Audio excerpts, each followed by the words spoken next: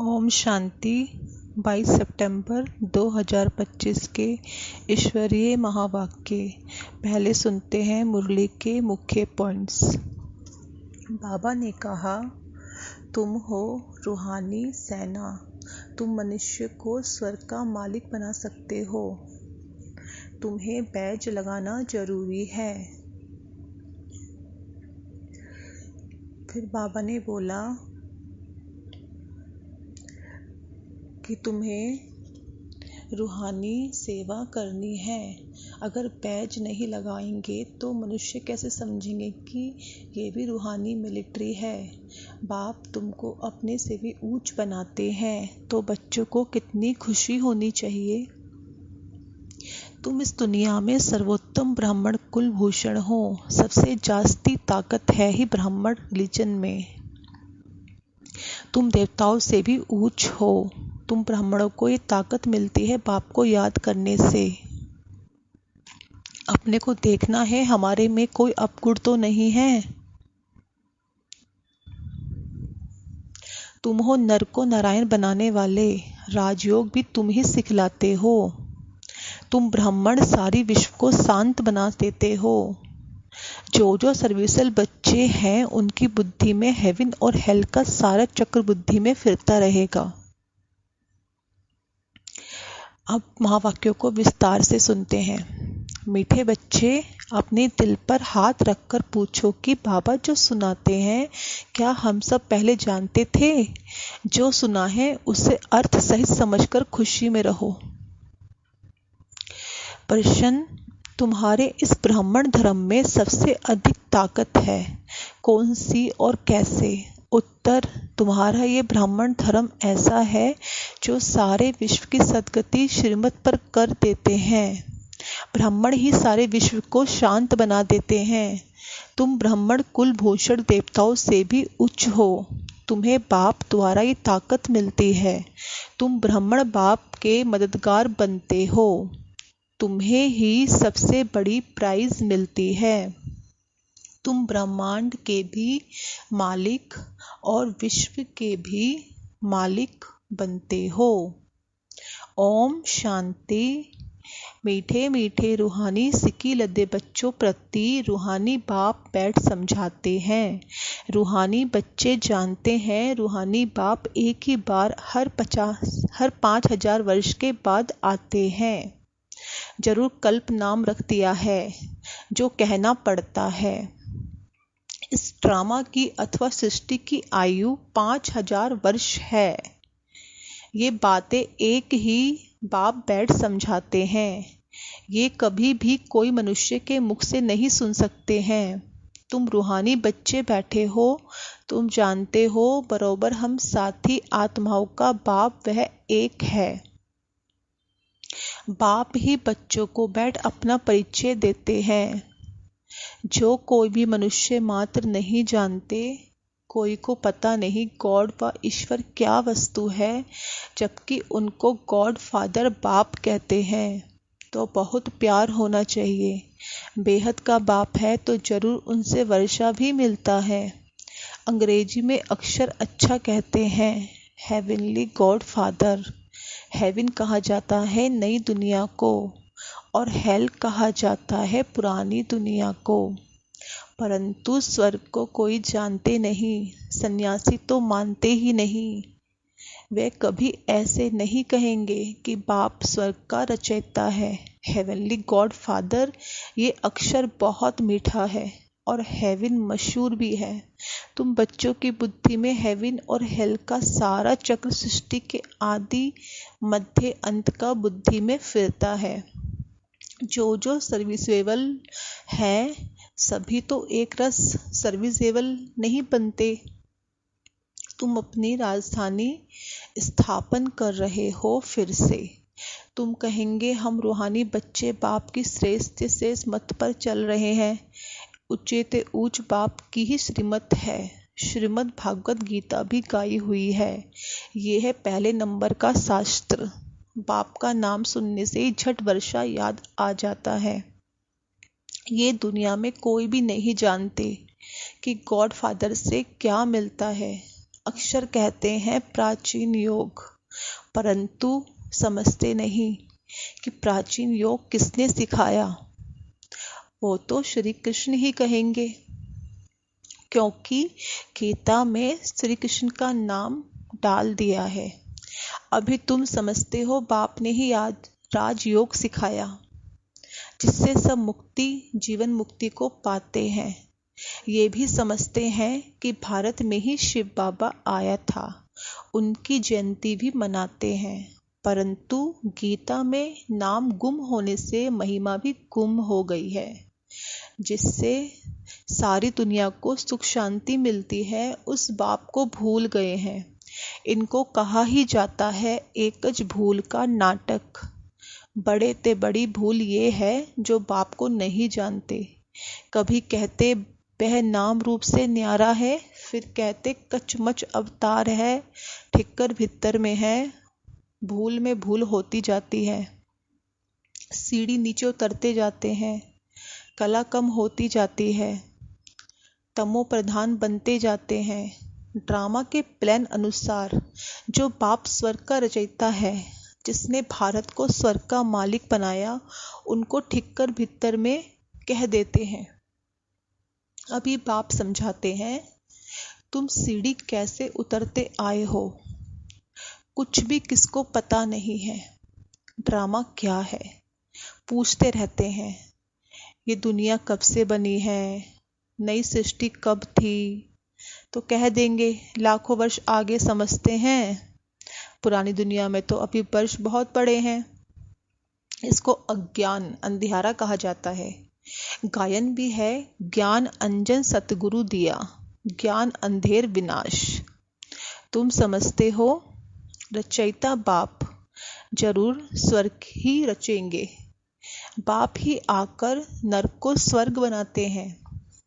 रचयिता बाप ही आकर सृष्टि के आदि मध्य अंत का ज्ञान सुनाते हैं। आते भी है अंत में, टाइम तो लगता है ना। ये भी बच्चों को समझाया है, ज्ञान में इतना समय नहीं लगता है जितना कि याद की यात्रा में लगता है। 84 जन्मों की कहानी तो जैसे एक कहानी है। आज से 5 वर्ष पहले किन्हों का राज्य था, वह राज्य कहाँ गया। तुम बच्चों को अब सारी नॉलेज है।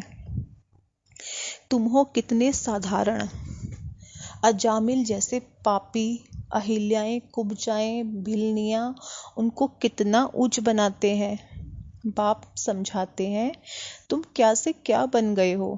बाप आकर समझाते हैं, पुरानी दुनिया का अब हाल देखो क्या है। मनुष्य कुछ भी नहीं जानते कि सृष्टि का चक्र कैसे फिरता है। बाप कहते हैं, तुम अपने दिल पर हाथ रखकर पूछो, आगे ये कुछ जानते थे? कुछ भी नहीं। अभी जानते हो बाबा फिर से आकर हमको विश्व की बादशाही देते हैं। कोई की बुद्धि में नहीं आएगा कि विश्व की बादशाही क्या होती है। विश्व माना सारी दुनिया। तुम जानते हो बाप हमको ऐसा राज्य देते हैं जो हमसे आधा कल्प तक कोई छीन नहीं सकते। तो बच्चों को कितनी खुशी होनी चाहिए। बाप से कितना बार राज्य मिला है। बाप सत्य है, सत्य शिक्षक भी है, सतगुरु भी है। कब सुना ही नहीं। अभी अर्थ सही तुम समझते हो। तुम बच्चे हो, बाप को तो याद कर सकते हो। आजकल छोटेपन में ही गुरु करते हैं। गुरु का चित्र बनाए, गुरु का चित्र बनाए भी गले में डालते हैं, वह घर में रखते हैं। यहाँ तो बंडर है। बाप शिक्षक सतगुरु सब एक ही है। बाप कहते हैं, मैं साथ में ले चलूंगा। तुमसे पूछेंगे क्या पढ़ते हो, बोलो हम नई दुनिया में राजाई प्राप्त करने के लिए राजयोग पढ़ते हैं। ये है ही राजयोग। जैसे बैरिस्टर योग होता है तो जरूर बुद्धि का योग बैरिस्टर तरफ जाएगा। टीचर को जरूर याद तो करोगे ना। तुम कहेंगे हम स्वर्ग की राजाई प्राप्त करने के लिए ही पढ़ते हैं। कौन पढ़ाते हैं? शिव बाबा भगवान। उनका नाम तो एक ही है जो चला आया है। रथ का नाम तो है नहीं।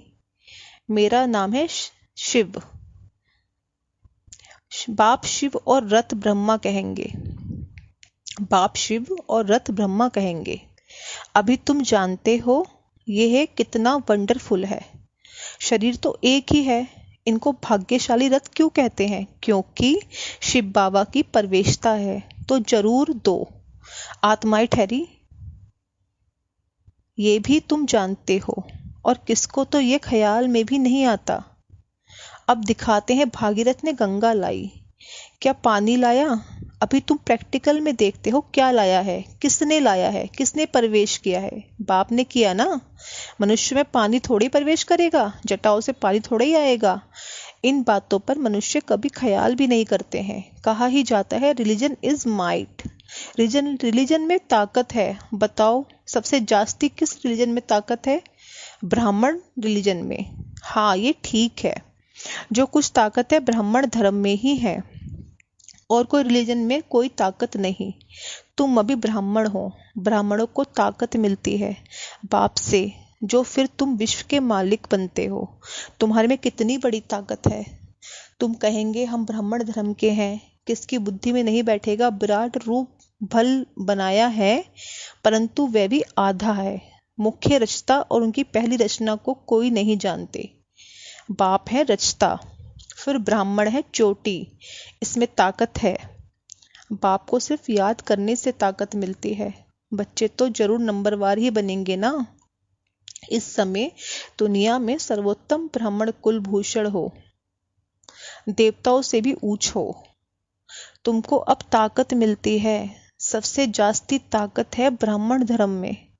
ब्राह्मण क्या करते हैं? सारी विश्व को शांत बना देते हैं। तुम्हारा धर्म ऐसा है जो सर्व की सद्गति करते हैं श्रीमत द्वारा। तब बाप कहते हैं तुमको अपने से भी उच्च बनाता हूं। तुम ब्राह्मण के भी मालिक, विश्व के भी मालिक बनते हो। सारे विश्व पर तुम राजाई करेंगे। अभी गाते हैं ना भारत हमारा देश है, कभी महिमा के गीत गाते, कभी महिमा के गीत, कभी फिर कहते कि भारत की क्या हालत है। जानते नहीं कि भारत इतना ऊंच कब था। मनुष्य तो समझते हैं स्वर्ग अथवा नर्क यहाँ है।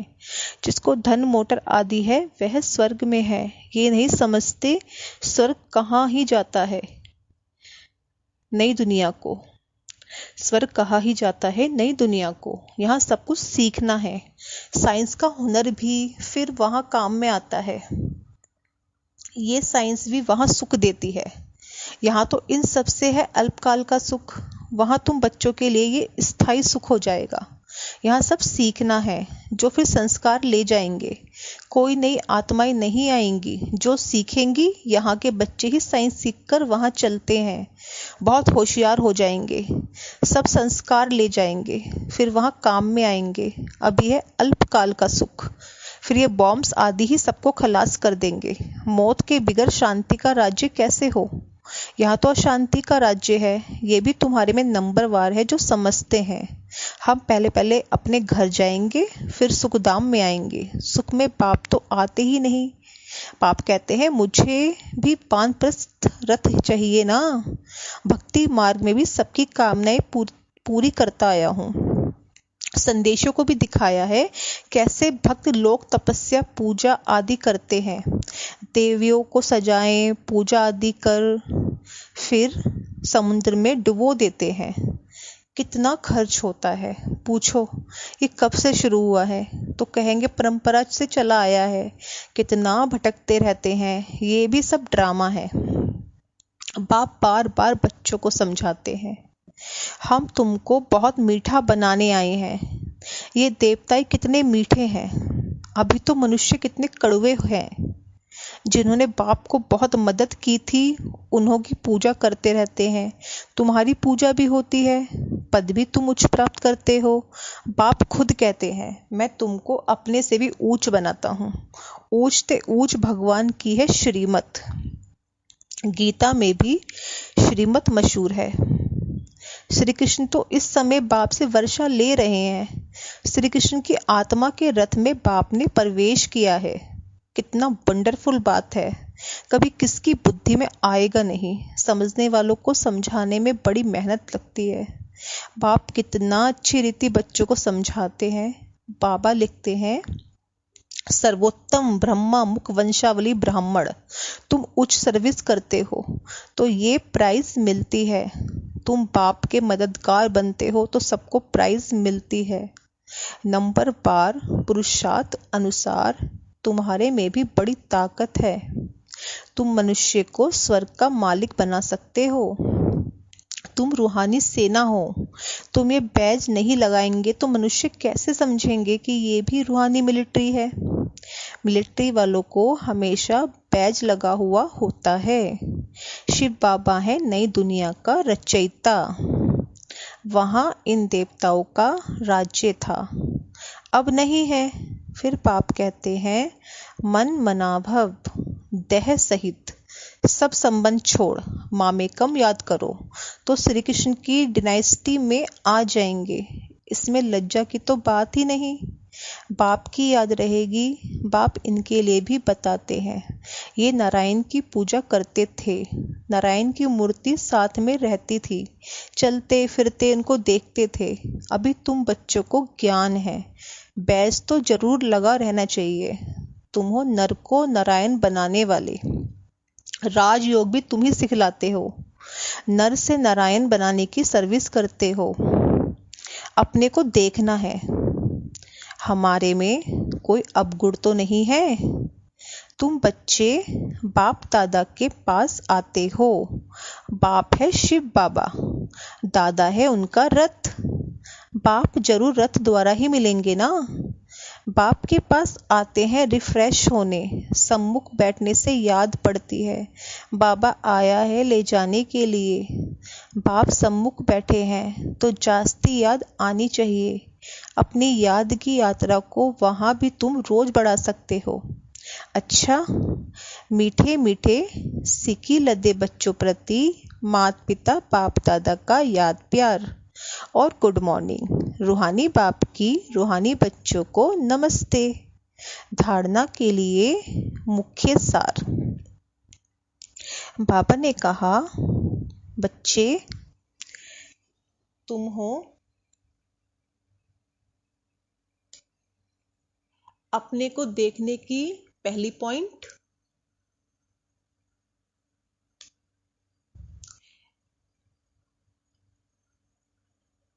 अपने को देखना है कि हमारे में कोई अवगुण तो नहीं है। जैसे देवताएं मीठे हैं ऐसा मीठा बना हूं। दूसरा पॉइंट, बाप की श्रेष्ठ श्रेष्ठ मत पर चल अपनी राजधानी स्थापन करनी है। सर्विसेबल बनने के लिए सृष्टि के आदि मध्य अंत का हेवन और हेल का ज्ञान बुद्धि में फिराना है। वरदान, खुदाई खिदमतगार की स्मृति द्वारा सहज याद का अनुभव करने वाले सहज योगी भव। खुदाई खिदमतगार अर्थात जो खुदा बाप ने खिदमत सेवा दी है, उसी सेवा में सदा तत्पर रहने वाले। सदा यही नशा रहे कि हमें स्वयं खुदा ने खिदमत दी है। कार्य करते हुए जिसने कार्य दिया है उसको कभी भूला नहीं जाता। तो कर्मणा सेवा में भी ये स्मृति रहे कि बाप के डायरेक्शन अनुसार कर रहे हैं तो सहज याद का अनुभव करते सहज योगी बन जाएंगे। स्लोगन, सदा गॉडली स्टूडेंट लाइफ की स्मृति रहे तो माया समीप नहीं आ सकती। सदा गॉडली स्टूडेंट लाइफ की स्मृति रहे तो माया समीप नहीं आ सकती। अब सुनते हैं अव्यक्त इशारे। अव्यक्त इशारे हैं, अब लगन की अग्नि को प्रज्वलित कर योग को ज्वाला रूप बनाओ। जितना स्थापना के निमित्त बने हुए ज्वाला रूप होंगे उतना ही विनाश ज्वाला प्रत्यक्ष होगी। संगठन रूप में ज्वाला रूप की याद विश्व के विनाश का कार्य संपन्न करेगी। इसके लिए हर सेवा केंद्र पर विशेष योग के प्रोग्राम चलते रहें तो विनाश ज्वाला को पंखा लगेगा। योग अग्नि से विनाश की अग्नि जलेगी, ज्वाला से ज्वाला प्रज्वलित होगी। ओम शांति।